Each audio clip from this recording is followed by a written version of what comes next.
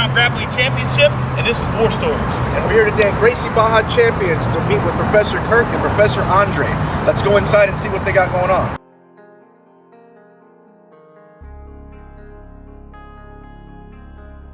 Professor Kirk, thank you for having us out. Good to have you. Man, this is a beautiful facility. Man, it'd be awesome. You think we can get a tour? Let me show you Gracie Barra Champions. All right, let's follow.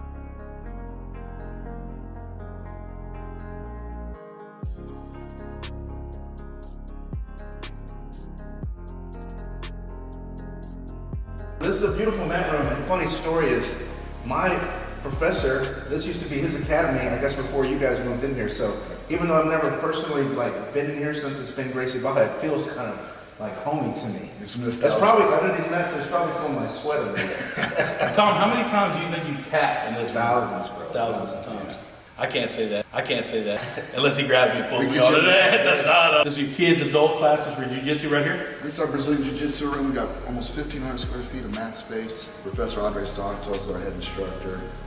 He's old school black belt, trained under Hicks and Gracie. So we're just excited to bring jiu-jitsu to everybody here. You know, we really embrace the idea that you don't have to be a tough guy to do jiu-jitsu.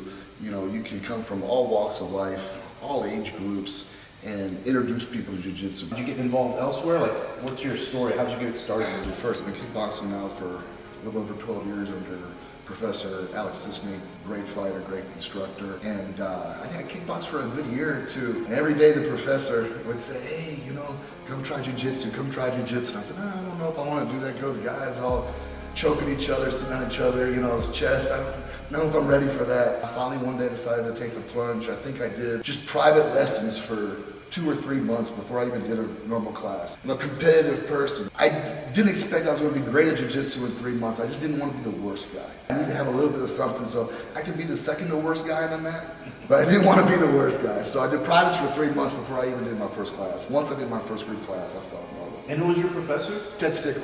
Oh, okay, from Alaska. Yes, yes. And he also trained Sam Hoger. Yes, Sam Hoger. Yeah, Sam's one of his black belts. Okay, got you. I've trained a couple times with Sam. I'm one of the strongest people to ever go, I guess. A big dude. Yeah, absolutely. I trained under Professor Ted for 4 years, and then he's opened his own school in Katy, and then I got a chance to be introduced to Professor Andre.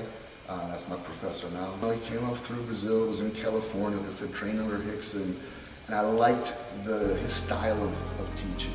You know, really focus on fundamentals. He doesn't neglect the self-defense part of it. You know, I think a lot of times in sport jiu-jitsu, guys forget about the self-defense side of it. So that's still part of your curriculum, the self-defense as well as the competition stuff. And it's important, right? Competition is something that people kind of gravitate towards after they've been involved with it for a while. I have my own academy as well. We have little boxes that people check when they come in, like what benefits they'd like, and almost nobody checks competition as one of the reasons that they're getting involved. Being a part of a huge affiliation like Gracie Barra and such a big competition team, you know, the Red Shield, everybody knows about, especially here in Houston. What is your approach with your students when it does come to competition? When you say, hey guys, we're going out there as a group, going out there as one unit of this army going in.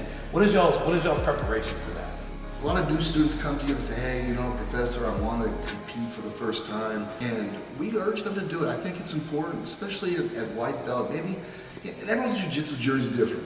But for anybody that starts, you should at least do one competition. I think it's important to train with, you know, hard for it, but then also go test yourself against your non-teammate. You know, it's different to show up at a competition. You go to the Battleground, you know, and you see that here's another guy who's going to go 100%. For me, I think it's one of the important parts of your jiu-jitsu evolution. Just even only do it once. Because there's a comfort level with your teammates. Right. No matter how hard you go, and you go 100%, but you have that comfort level. And once you step on the mat in a competition situation, you know, you got the butterflies and the adrenaline. It showcases the chaos of a real self-defense situation, which, going back to what we were saying before, is one of the main benefits people originally wanted.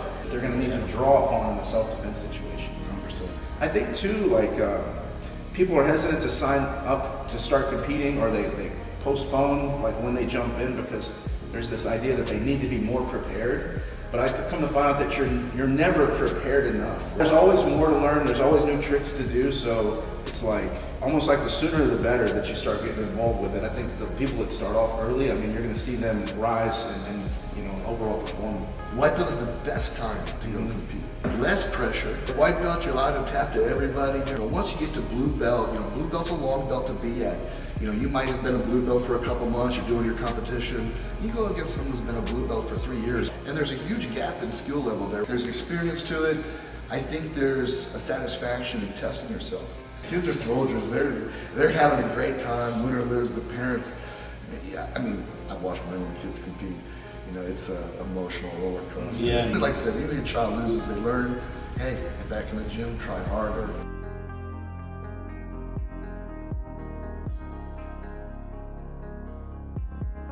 This room here is our kickboxing, boxing, and cardio and conditioning room.